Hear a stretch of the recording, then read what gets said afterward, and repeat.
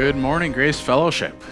My name is Sam Whitehawk. I want to welcome you here at Grace if I don't know you. To your right is Dean, and he's going to be preaching in ASL for us this morning. So first little bit of housekeeping. As Jordan mentioned, I do have a bright, beautiful Bible with a unicorn on the front of it. My 7-year-old has graciously given me her Bible to use for preaching since I gave mine away to someone who doesn't know Jesus yet. So that being said, if you don't own a Bible, we want you to take one of ours. I think we got 2 right there. Keep it. We want you to see Jesus Christ in all his beauty in the scriptures. So turn your Bibles to 1 Samuel chapter 22. If you need to, use the table of contents to find where you are. And today we're going to journey. We're going to continue on in our series. The book of 1 Samuel so far, it's showing us King David. And not only David, we're actually pointed past him to Jesus Christ, a greater king. Jesus, who is the ruler and creator of the universe. Jesus humbled himself lower than a servant to die on a cross for his enemies.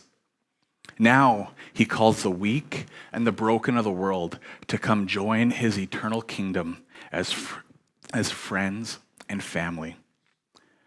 So in 1 Samuel 22 today, we're going to see 2 kingdoms, and we're going to see 2 destinies going in opposite directions. We have David and we have Saul. So that's where we're going to pick up today, but I want to start with some prayer. Heavenly Father, today I ask that you would speak through me clearly in such a way that we can behold Jesus Christ for the amazing King that he is. So I thank you that we could be here today to worship you, to hear your word, and please bless this time. Amen. All right, so just a little bit of a recap. The book of 1 Samuel so far is really, it's a story that begins with the nation of Israel requesting a king. What the people wanted is they wanted a false sense of protection. They wanted provision from a human leader so that they would be like the rest of the nations. So in doing so, they reject God as their king, and they desire to have a human king rule over them. And much like the nation of Israel, we ourselves know that sometimes when we get the desires of our heart, it's not always what's best for us. But God is gracious. That means he gives us things we don't deserve, and he is kind. So he provides them with a king. And he tells the king and the nation that follows him one simple thing. They are to obey. They are to obey the Lord. Because that's what a true king of God does. They obey God. So they request a king, and Saul starts out with some promise. But it becomes apparent very quickly that Saul has some character flaws. He's not a man after God's own heart that pursues a loving relationship with him. And Murray mentioned last week that sin, the sin of pride and envy is starting to overcome Saul, and he has sinned in great ways. And we see that in Satan, who was once a former angel, who now continually disobeys God and lives as an enemy of the living God. This sin and this envy and this pride is overcoming Saul, and that's where he is today. So in 1 Samuel 22, we get this angry and this murderous Saul. But it started with the kingdom being torn apart from him. 1 Samuel 15, it says this, "For you have rejected the word of the Lord, and the Lord has rejected you from being king over Israel."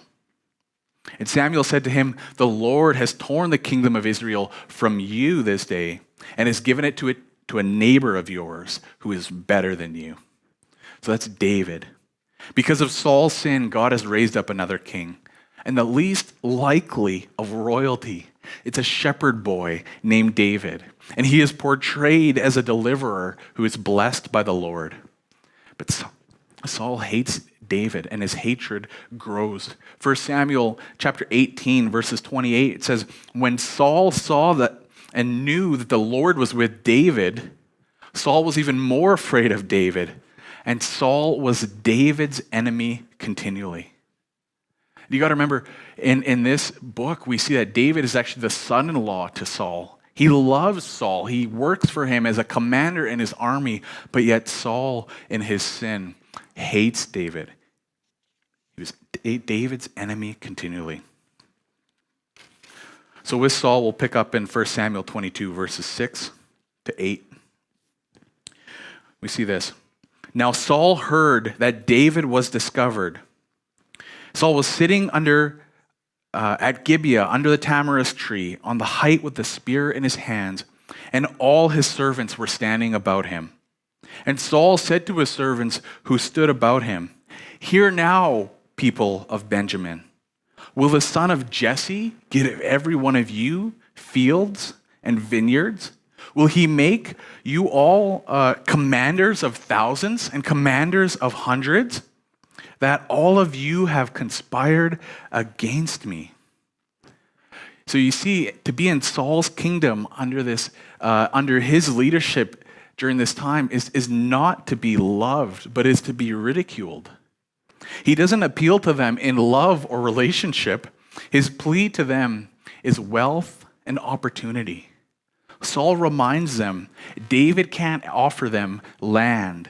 He can't offer them opportunity to be leaders. No, Saul is saying that David, he only has a couple people in his leadership right now. But here we have Saul, he's having this giant pity party. He says this, "No one discloses to me when my son makes a covenant with the son of Jesse." That's something we learned last week about this gospel relationship that Jonathan makes with David, and it's this picture of Jesus Christ when he makes this covenant with us. It's this beautiful moment of relationship.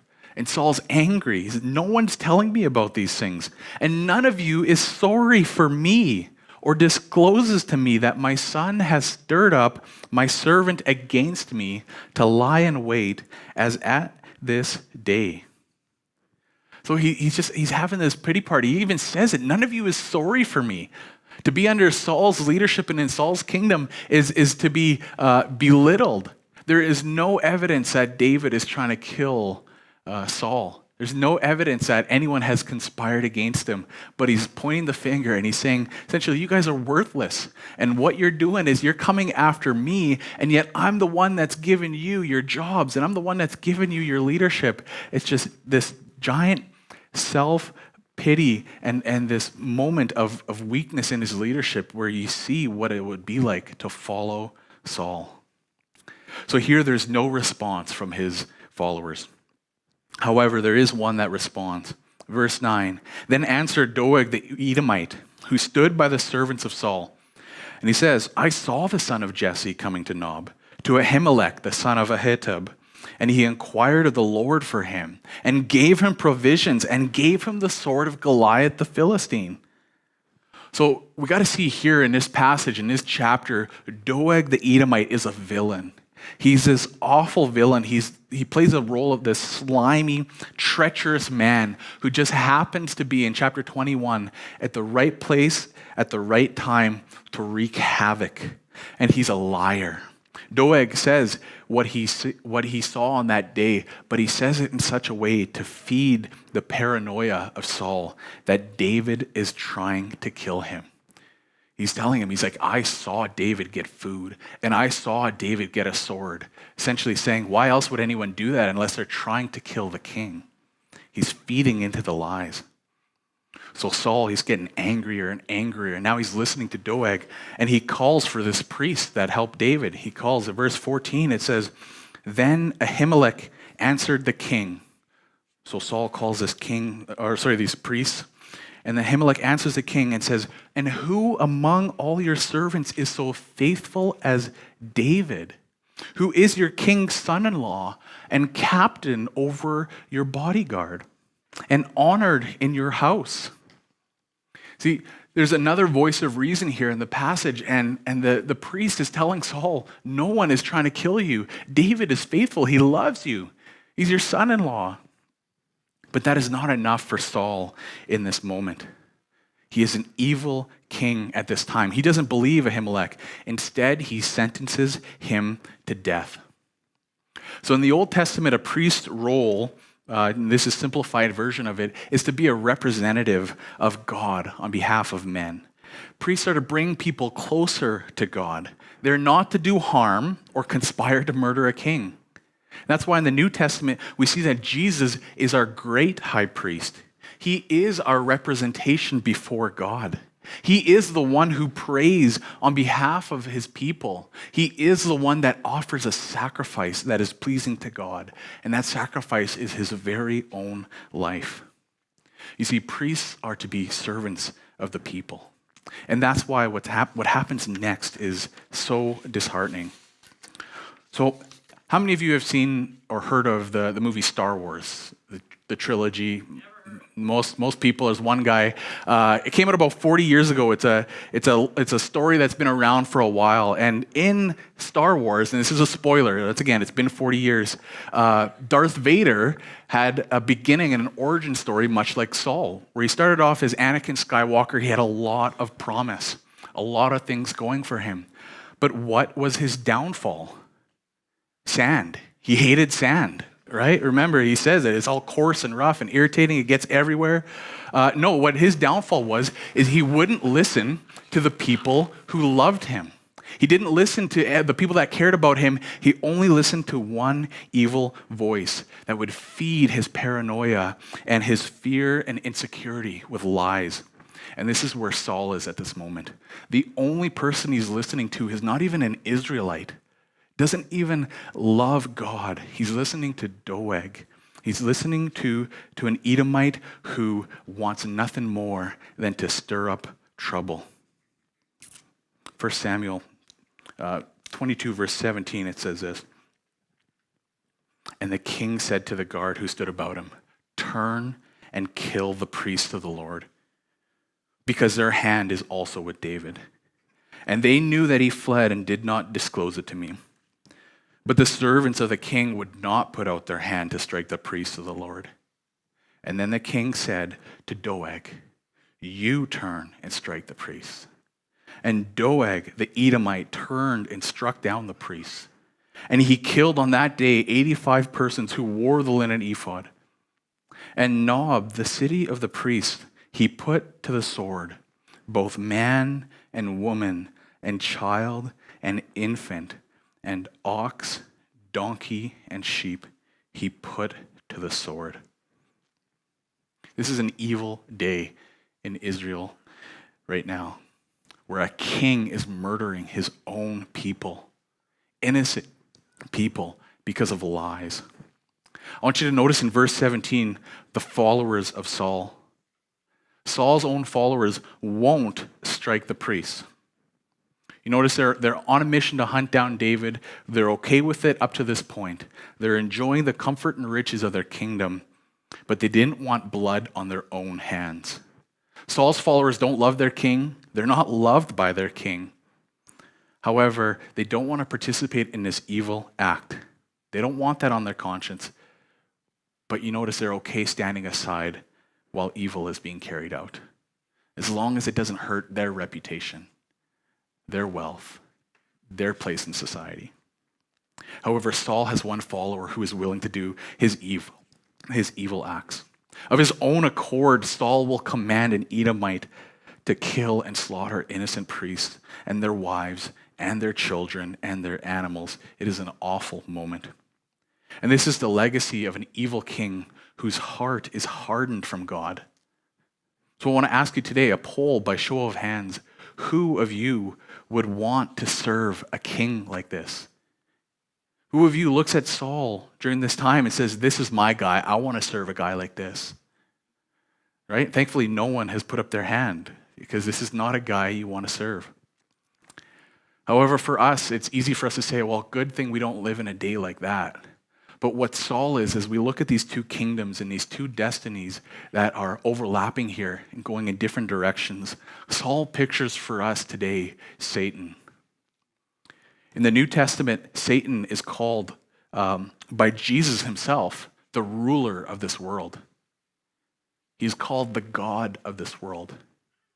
The Apostle Paul refers to Satan as the prince of the power of the air.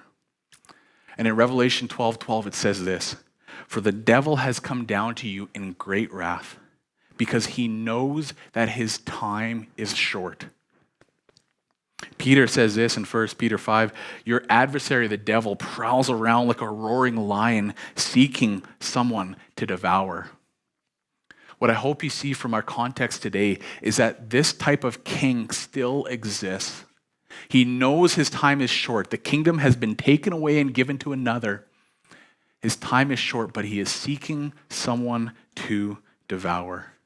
We still exist in this day. But I want us to look at David. David is held up as the opposite of Saul. David is the new king. And as we get into 1 Samuel 22, David doesn't have any followers at this point. He has fans. He has people that love him. As Murray preached to us last week, this covenant with David, the king's son, who loved him. But David is alone. 1 Samuel 22, verse 1, it says this. David departed from there and escaped to the cave of Adullam. And when his brothers and all his father's house heard it, they went down there to him. Verse 3, it says, and David went from there to Mizpah of Moab, and he said to the king of Moab, please let my father and my mother stay with you, till I know what God will do for me. And he left them with the king of Moab, and they stayed with him all the time that David was in the stronghold. So when we're first introduced to David in this book, earlier on, Murray preached, we see that he's someone who is really insignificant. We see that his brothers and fathers don't believe that he is anyone of importance. However, David begins to rise. He is anointed by God. He is chosen to be the next king. He becomes a successful commander in Saul's army. He kills Goliath. And then he becomes a king's son-in-law. So imagine as his family sees this, their opinion of him begins to change. You got to remember, those of you that are older siblings, it would be hard for you to see your younger sibling rise to success like this. However, after word gets out that Saul is trying to kill David, you imagine they realize their lives are at risk. So they go to David because they see in David that there is a safe place. They see in David an opportunity for rescue. When we see King Saul, he speaks evil of his family, of his children. He doesn't trust them. He doesn't listen to them. And then here we see David seeking refuge and safety for his family. And this is where we start to really see Jesus Christ in David.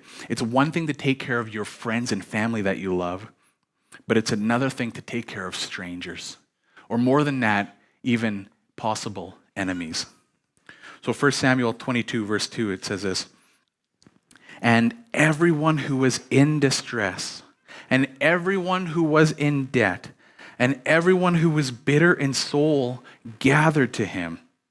And he became commander over them, and there were with him about 400 men. So let's consider now, who is drawn to David? So far in 1 Samuel, we see David loves his family. He loves Saul. He is the king's son-in-law, right? He loves Saul's children. He's married to his daughter. He's a faithful warrior. But what draws the people to David in a cave? Maybe, is it his looks? The Bible says David was ruddy with beautiful eyes. He was handsome, right? You picture a young Brad Pitt or a current Sam Whitehawk, and you get this view, but it's not his looks because he's in the cave. He's on the run. He's dirty. Probably hasn't showered in days, right? So what is it that's drawing people to David here? And you see it. It's that David loves the Lord. And in your love for the Lord, you become like him in character, the way that you love and care for other people. This is why David is such an important person in the Bible.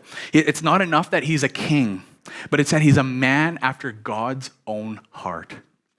Acts 13, it's in the New Testament, verse 22, it says this, and when that's God, removed Saul, he raised up David to be their king, of whom he testified and said, I have found in David, the son of Jesse, a man after my own heart, who will do all my will.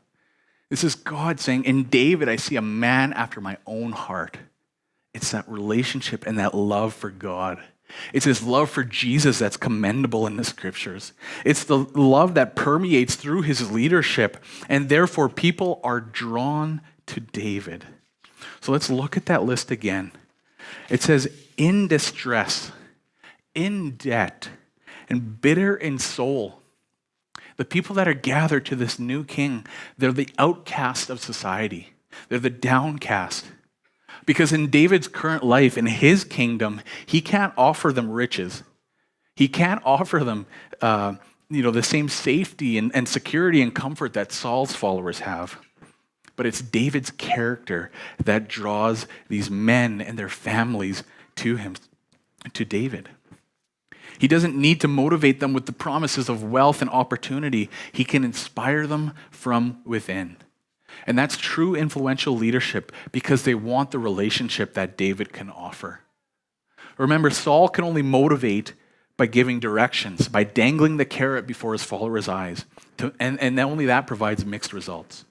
But David can gather this band of brothers, this motley crew, these families, and they become united around a common mission of the king because they're willing to come under his leadership. They want David to be commander over their lives.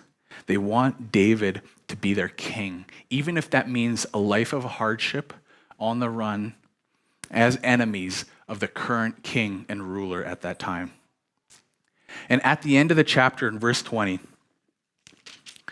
it says this, but one of the sons of Ahimelech, named Abiathar, escaped and fled after David. So this is after that slaughter. Just one person, barely survives, and he seeks refuge in David. He fled after David, and Abiathar told David that Saul had killed the priests of the Lord. And David said to Abiathar, I knew on that day when Doeg the Edomite was there that he would surely tell Saul, I have occasioned the death of all persons of your father's house. So here's David, the new king, and he's taking on the weight and responsibility of the sin of Saul. You see, it's not David that killed the priest, but David feels the weight of that. He pictures to us our greater King, Jesus Christ, and not only feels the weight of the sin of the world, but he takes on the sin of the world on himself on the cross under the wrath of God, and he dies in our place. David here pictures for us a greater king, the king that we all want to serve. In verse 23, he tells the priest this. He says, stay with me. Do not be afraid, for he who seeks my life seeks your life. With me you shall be in safe keeping. And I just love verse 23. David says, stay with me. With me you shall be in safekeeping. David offers him hope, even in a dangerous time. He says, stay with me. David welcomes in the broken and the hopeless, and he offers him a new identity and a new place within his kingdom. And this is such a beautiful picture of Jesus Christ, who welcomes in the sinner, who welcomes in the broken. This is the King that we serve. This is Jesus. Mark 2, verse 16 and 17. This is in the New Testament. It says, the scribes of the Pharisees, when they saw that Jesus was eating with the sinners and the tax collectors, said to his disciples, why does he eat with the tax collectors and the sinners? And when Jesus heard it, he said to them, those who are well have no need of a physician, but those who are sick. I came not to call the righteous, but sinners. So David, for us in verse 2, pictures Jesus Christ with whom the sinners flock towards. And the tax collectors and the outcasts of society, they are drawn to Jesus Christ, and he's calling them in. There's no judgment there. He's calling them in, and he is welcoming them into his kingdom. I came not to call the righteous, but the sinners. And then what we see in the gospel, when Jesus dies and rises again, he makes the sinners righteous. It's something amazing to be with King Jesus. So he welcomes the sinner and the broken. Jesus is the cave, and he is the shelter with whom we find a refuge in this world. Although the current ruler of this world, Satan, he wants to offer you an easier, comfortable, sinful life, Jesus offers salvation to sinners during a dangerous time. The gospel of Jesus is Jesus Christ extending out his hand to a broken people, and he says, stay with me. With me, you shall be in safe keeping. This is such a beautiful promise. This is the gospel, because what the Bible does over and over again, it points us to a horrific day when God will judge the world in sin. The Bible talks about the wrath that is to come for you and for I, for our sin, for what we deserve. The judgment of the world is coming. And then after that is an eternal separation under the wrath of God forever. And so Jesus doesn't offer us safekeeping and a safe life here on this earth, but he offers us safekeeping from the wrath to come. Because in the gospel, Jesus Christ takes on the wrath that we deserve. And in that moment, he dies in our place for you and I who believe in Jesus Christ. And then when he rises again from the grave, he welcomes in the sinner and the broken. He welcomes in the sinner and makes him righteous. He welcomes in the sick and makes them well. He welcomes in the outcast of society, and he gives them a place in his kingdom. Gives them a place in his kingdom. And the amazing thing about Jesus' kingdom is that it is eternal. It is a kingdom you want to be a part of. And he is a king that you want to worship and follow and have as commander of your life, because he loves you and he cares for you and he died for you and he gives you all the royalty and riches and everything that he deserves. He shares with you. So I want to compare and contrast as we recap here the two kingdoms and two destinies. Saul for us pictures Satan, our current day, the current ruler of this world. He knows his kingdom is temporary and is coming to an end. He hates his followers, and he wants them to do a couple of things. He wants them to enjoy their comfort and riches and to turn a blind eye to the evil that he commits. Or he wants them to be the one committing the evil towards God's people, towards Christians. But the main thing that he wants is he does not want people to see Jesus Christ for who he truly is in all his glory as the King of Kings and the Lord of Lords. That is what Satan, the ruler of this world, wants. His kingdom is coming to a destructive end, and he offers you a short-term life of ease and comfort and opportunity and sinful pleasure to be with the masses, the mass population. That is the offer, but it is temporary. And if you're not a believer today, here's what Jesus offers you. Jesus is the King of Kings, and his kingdom is eternal. He extends his hand in love towards you and says, stay with me. He offers a relationship with himself. Jesus loves his followers. He died in their place. That's what the gospel tells us, and we remind ourselves over and over again. Jesus died in our place, and Jesus rose again so that we could be with him and experience life with him and be welcomed in as part of his eternal kingdom. But the thing you got to know today about following Jesus is that it is to go against the ruler of this world. It is to join him in a cave and on the run and in the wilderness in a dangerous time where we have an enemy that will oppose you. It's to put your sinful pleasures to death. Sin is our rebellion against God. It's our disobedience. It's to put that to death and to pursue a lifestyle with Jesus Christ where we become more and more like him. So believe in Jesus. If you don't know him, my prayer for you is that you would stay with him on this community on mission. And you want to know more about him, come and talk to us outside in the hallway after the service. We want you to know Jesus Christ. But here's our big takeaway for us as a church. For those of you who are believers, let's rejoice that we have a king that loves us so much that he welcomes us in, the broken and the outcast. Because I know some of you, and you know, we don't have all the riches of the world, and we don't have all the skill and all the popularity or whatever. We don't have much to offer, but Jesus welcomes us in, and he makes us new, and he brings us in as part of his family. So let's rejoice that we get to be with our King and that he loves us and that he welcomes us in as a friend and as family. He adopts us into his family. But we got to remember something. You are on a mission.